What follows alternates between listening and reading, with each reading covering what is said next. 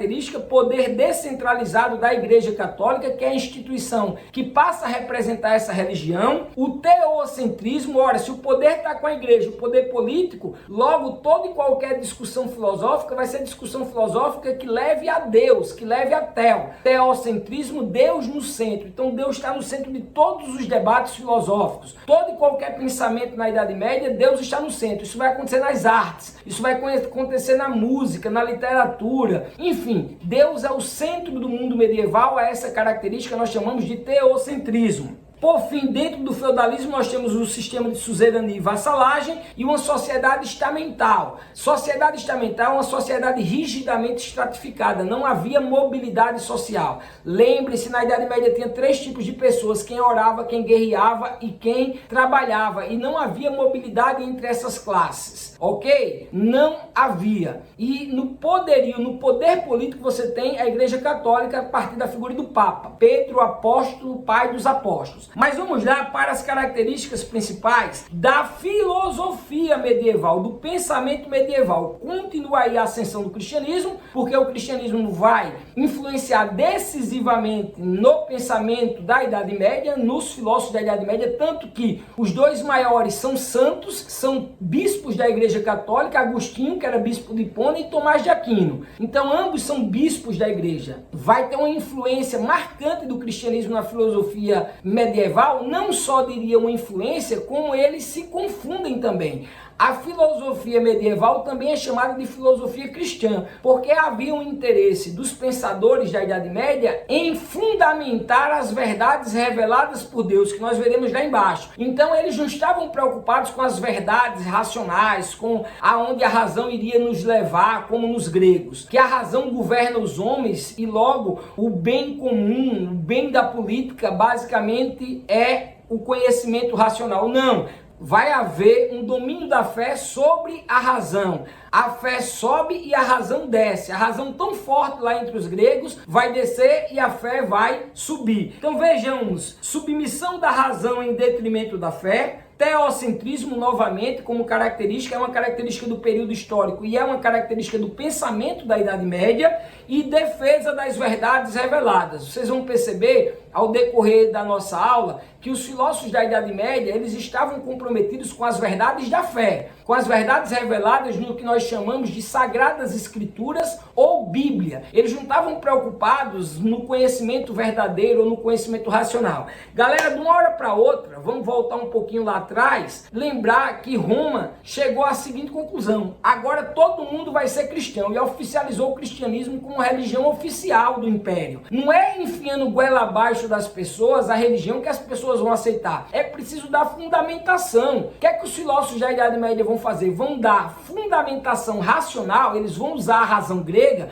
para dar uma sustentação às verdades reveladas, para melhor explicar as verdades reveladas na Bíblia, na Sagrada Escritura. Esse era o comprometimento dos pensadores da Idade Média, beleza? Então vejam, o poder político da igreja fundamentava-se em 3 poderes. Já falei que a Igreja Católica passa a ter o maior poder da Idade Média e expliquei os motivos, e este poder é dividido em 3, ou melhor, fundamenta-se em 3. Poder religioso, poder econômico e poder intelectual. Vamos explicar ambos os poderes de forma específica aqui rapidinho. Vejamos, o poder religioso é o poder de ligar os homens a Deus e também desligá-los, viu? Esse poder cabe a quem? Cabe ao Papa. O Papa é o responsável, ou mesmo a igreja, de ligar ao céu e desligar ao céu os homens. Lembrem-se da passagem bíblica que Jesus diz a Pedro: tu és pedra e sobre pedra edificarei a minha igreja. O que ligares no céu será ligado na terra, o que desligares na terra será desligado no céu. Mais ou menos assim. O que é que quer dizer essa palavra? Que Pedro é considerado pela Igreja Católica o primeiro Papa. Por isso que Papa significa Pedro, apóstolo, pai dos apóstolos. E os papas descendem de Pedro. Então eles têm o poder de ligar os homens a Deus e de desligar os homens de Deus. A igreja tem o poder da graça. E esse poder é concedido especialmente ao Papa. Então a igreja tem esse poder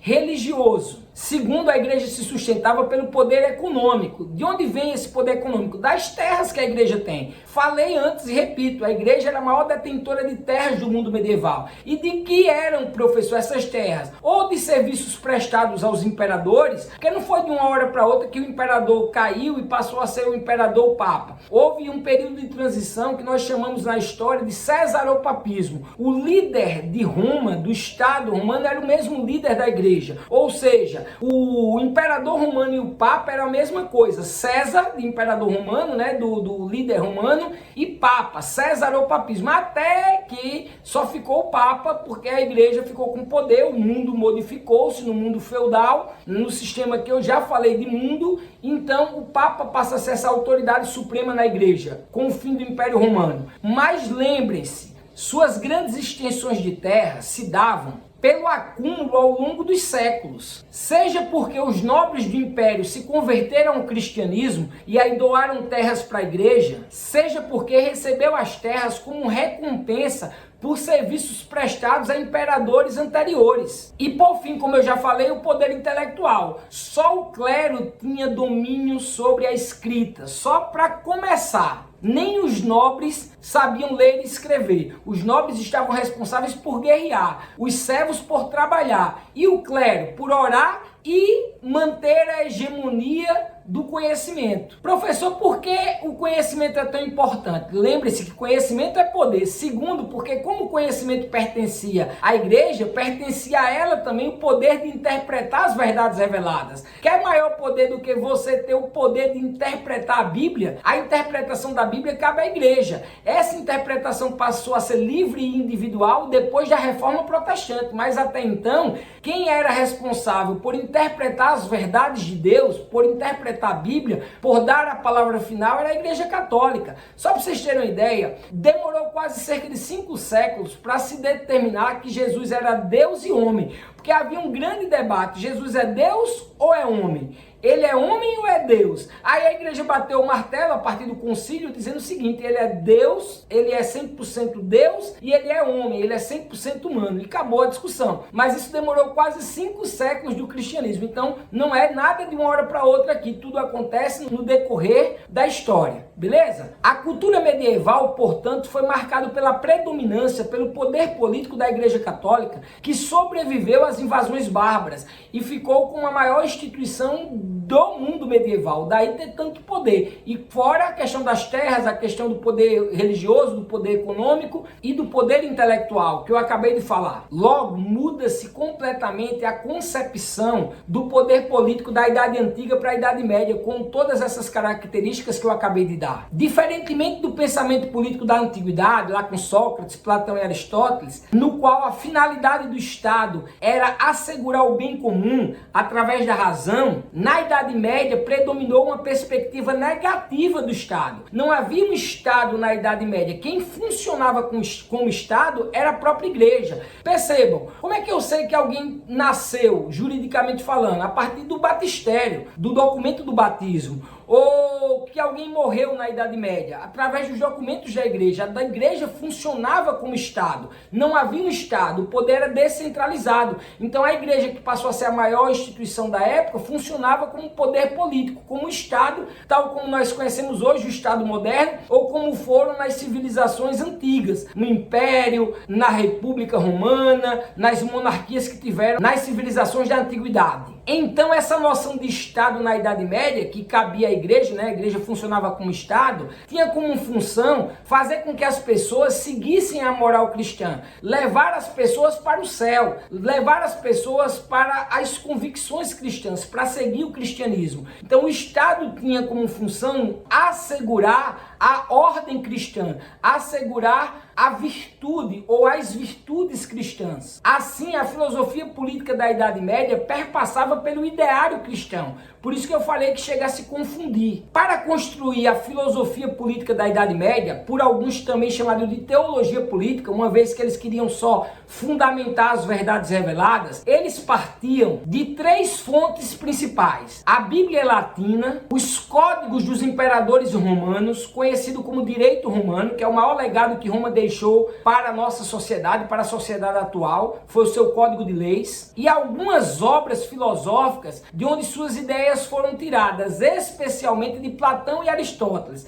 pois, como veremos, Agostinho cristianiza a teoria de Platão, e Tomás de Aquino, que vem lá no final da Idade Média, cristianiza a teoria de Aristóteles. Eles usam a teoria de Platão e Aristóteles como base para fundamentar a filosofia cristã, a filosofia medieval, ou seja, numa tentativa de dar racionalidade às verdades reveladas, de dar uma racionalidade às verdades contidas na Bíblia. Para tanto, usam a razão grega, usam a filosofia grega. Agostinho, repito, cristianiza Platão, e Tomás de Aquino, no final da Idade Média, cristianiza a teoria de Aristóteles. Vamos passar então para esses dois principais pensadores da Idade Média, mas antes, vamos ver só as principais características desse poder teológico político. A filosofia política da Idade Média, acerca do poder teológico político, tinha essas seguintes principais características. Vejamos as principais características. Poder é teocrático. Sempre que verem essa palavra, teocracia, significa Deus no poder. Kratos vem de cracia. Cracia significa poder.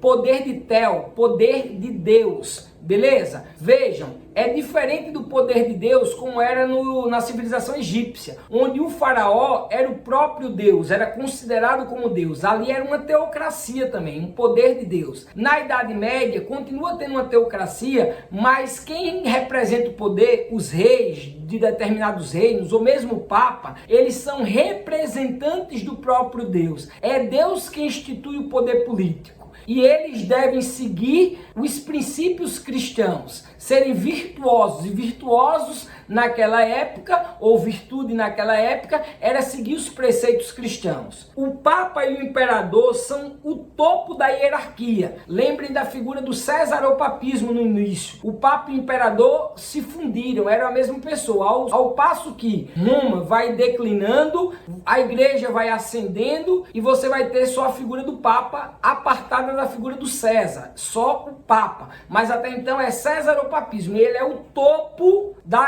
cadeia da Idade Média. O rei é a fonte da lei e da justiça. Qual é a lei? A que foi revelada por Deus na Bíblia, como por exemplo os 10 mandamentos, como a vida dos profetas, a própria vida de Jesus, as cartas de Paulo que estabelecem algumas diretrizes. Essa é a lei e o rei tem que observar as leis cristãs e tem que difundi-las, tem que defendê-las, ok? Como eu havia falado, o rei ou príncipe cristão deve possuir o conjunto das virtudes cristãs. Ele tem que ser cristão para poder governar, até porque é o próprio Deus que o coloca como rei, é o próprio Deus que o concede o poder. Daí ninguém poder questionar o poder do rei. Por que ninguém pode questionar o poder do rei? Porque quem escolheu o rei foi o próprio Deus. A comunidade e o rei formam o que na Idade Média chamou-se de corpo político. Logicamente o rei era a cabeça desse corpo, né? E embaixo estariam o resto, os servos. Ô professor, e o que era esse rei? Esse rei nada mais era, pessoal, na Idade Média do que um grande senhor feudal. Era um cara que tinha muitas terras. A hierarquia política e social é ordenada por Deus e natural. Logo, ninguém pode questionar o fato de ter nascido servo. Uma vez servo, sempre servo. Por quê? Porque Deus quis assim. Bem como Deus que instituiu o rei no poder. Então ninguém pode questionar o rei no poder porque foi Deus que escolheu. E como eu havia falado anteriormente, a justiça é a finalidade da comunidade cristã. Que justiça é essa? A justiça, os conceitos de ética, os conceitos de certo ou errado, de justo ou injusto, estabelecidos na Bíblia. Repito, por exemplo, os 10 mandamentos. Passemos agora para ver os dois principais expoentes da filosofia medieval e vamos ver o que cada um deles falou acerca da política. Primeiro em Agostinho e depois em Tomás de Aquino. Santo Agostinho. Vamos para a concepção política de Agostinho de Hipona, ou para os católicos, Santo Agostinho. Em seu livro A Cidade de Deus, sobre influência de Platão e neoplatonismo, ele realiza uma reflexão sobre política, defendendo a existência de duas cidades, a cidade de Deus e a cidade terrestre, que coexistem lado a lado, e assim será até o final dos tempos. Então, para chegar a Deus, nós precisamos estar na cidade celeste, almejar a cidade celeste. E isso vai definir a política em em Agostinho. Lembremos que Platão divide a realidade em duas: mundo das ideias e mundo dos sentidos. O que ele chamou de mundo das ideias era o mundo perfeito, real e verdadeiro. Em contrapartida, o mundo dos sentidos é o mundo falso, imperfeito, beleza? Então, para Platão, os sentidos nos enganam. A única forma da gente alcançar a felicidade, o ideal de justiça, ou alcançar uma política que nos leve ao bem comum da sociedade, é através da razão, da racionalidade, é no mundo das ideias. Lá existe uma ideia perfeita, real e verdadeira do que é política. Por isso que Platão vai idealizar uma cidade, na qual ele teoriza que quem deveria ser o rei, quem deveria reinar, eram os filósofos, porque são os que têm acesso à razão. Agostinho vai pegar essa teoria de mundo das ideias e mundo dos sentidos, vai cristianizar. E vai cristianizar também no que se refere à política. Para Agostinho vai ter a cidade do céu e a cidade terrestre. A cidade terrestre é a cidade dos sentidos, como dizia Platão. É a cidade das paixões, é a cidade dos instintos, dos desejos, que devem ser evitados. O homem deve buscar sempre a cidade de Deus, que é essa cidade perfeita, real e verdadeira. O que é a cidade de Deus? É o céu, o local onde nós encontraremos com o Criador após a morte. Então todos os homens devem almejar a cidade de Deus. Assim ele divide a realidade em duas. Isso se dá pelo seguinte motivo. Vejamos. Isso porque todo indivíduo tem uma dimensão terrena referente à sua história natural, à moral, às necessidades materiais e diz respeito a tudo que é perecível e temporal, e uma outra dimensão celeste, que corresponde à comunidade dos cristãos, inspirada no amor de Deus e que vive na fé. Cabe, então, para resumir Agostinho, fazer com que o povo, os governados, vão ao céu. Isso é dever do governante. Então, o princípio político, nem Agostinho, é que o governante siga os princípios cristãos e leve o seu povo, conduza o seu povo, dirija o seu povo para a cidade celeste, para a dimensão celeste, para a cidade de Deus, para a cidade do alto, beleza? Vamos agora ver Tomás de Aquino, que está no final da Idade Média. Antes, deixa eu registrar que Agostinho pertence à corrente filosófica conhecida como patrística, vinda dos primeiros padres. Agostinho está no início da Idade Média. Tomás de Aquino pertence a outra corrente filosófica da Idade Média chamada de escolástica, advinda das escolas, patrística dos primeiros padres, escolástica das escolas, ou seja, já estavam abrindo as universidades europeias. E Tomás de Aquino está nesse momento aí já de tentativa de conciliar a fé e a razão.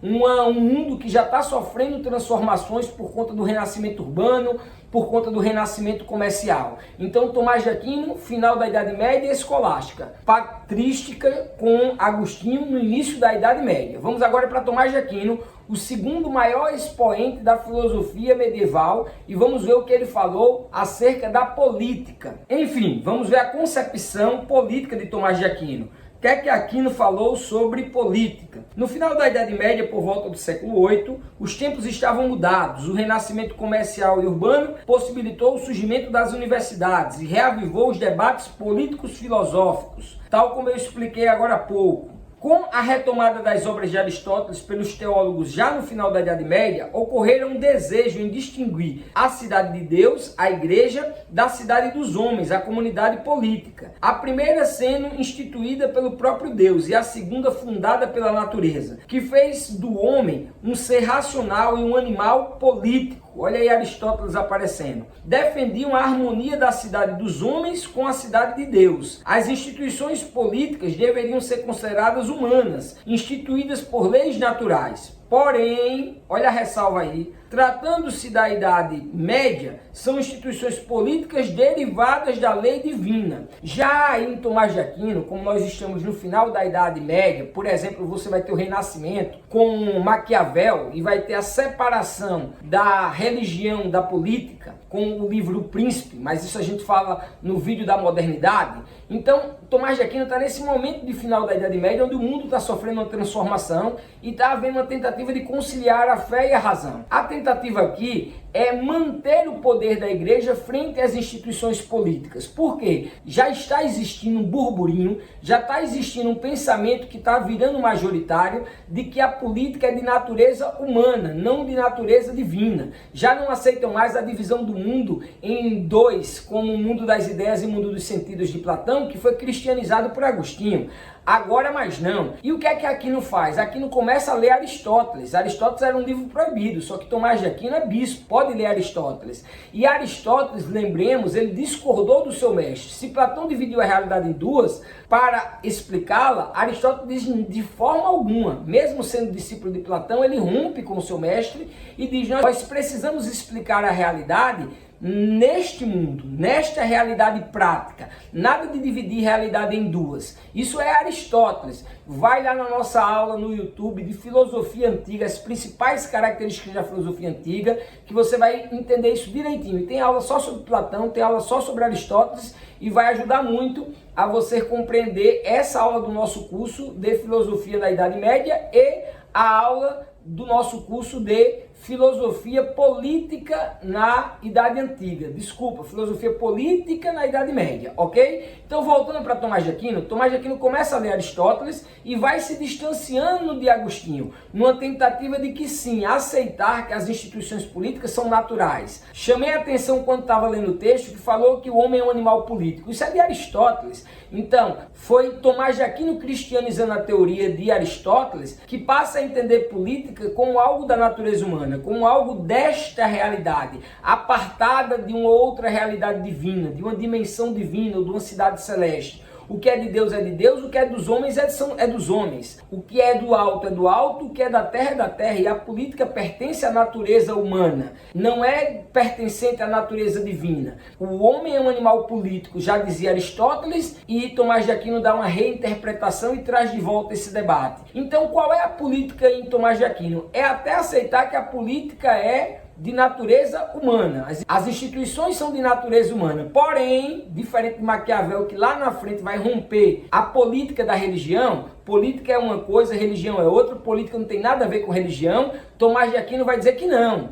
Olhe, nós reconhecemos a natureza humana das instituições políticas. Contudo, são instituições políticas derivadas da lei divina, que estão abaixo da lei divina. É uma tentativa clara de manter o poder político da igreja, que está ruindo, e é uma tentativa de manter a lei divina acima da lei dos homens e de continuar religião e política estando entrelaçada, mas percebam que já há um grande avanço em reconhecer que a política tem natureza humana em Tomás de Aquino da Escolástica. Só para fixarmos, vamos ler mais um slide sobre Tomás de Aquino. Tomás de Aquino cristianizou a filosofia de Aristóteles. A concepção tomista caracteriza-se por ter realizado a grande síntese do aristotelismo e as verdades teológicas da fé cristã. Segundo Aquino, o Estado conduz o homem até certo ponto. A partir de então faz necessário o poder da igreja, que é superior ao do Estado. Cabe à igreja cuidar do destino sobrenatural dos indivíduos. Como eu falei, há uma tentativa de conciliação da fé com a razão, há uma tentativa de manutenção do poder da igreja, do poder político, há uma tentativa de dizer o seguinte: olha, nós até reconhecemos que as instituições políticas têm natureza humana, contudo, elas têm que estar submetidas ao poder da igreja, que é o poder majoritário, que é o poder principal, porque é um poder que emana do próprio Deus, beleza? Os próximos pensadores que veremos agora são os renascentistas, que vão romper com esse mundo medieval